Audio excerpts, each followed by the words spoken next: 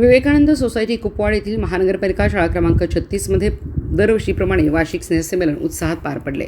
देशभक्तीपर गीते, लावणी, समाज प्रबोधनपर नाटक, एक भारत श्रेष्ठ भारत अंतर्गत विविध राज्यातील गीते, हिंदी मराठी रिमिक्स गाणी, कथा सादर केल्यामुळे विद्यार्थ्यांनी प्रेक्षकांची मने जिंकली.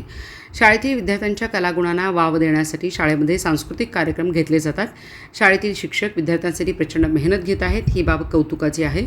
शाळेसाठी विद्यार्थ्यांसाठी आवश्यक असणाऱ्या भौतिक सुविधा उपलब्ध करून देऊ, शाळेसाठी बस सुविधा लवकरच उपलब्ध करून देऊ, अशी ग्वाही सांगली, मिरज आणि कुपवाड शहर महानगरपालिकेचे उपमहापौर गजानन मगदूम यांनी दिली. यावेळी नगरसेवक विष्णू माने, नगरसेविका मीनाक्षी पाटील, नगरसेविका योगिता राठोड यांनी शाळेतील उपक्रमांचे कौतुक केले.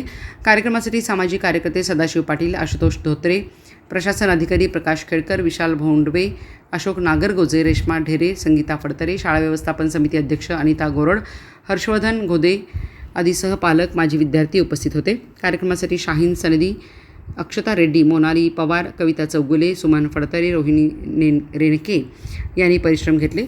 प्रास्ताविक मुख्याध्यापक शंकर ढेरे यांनी केले.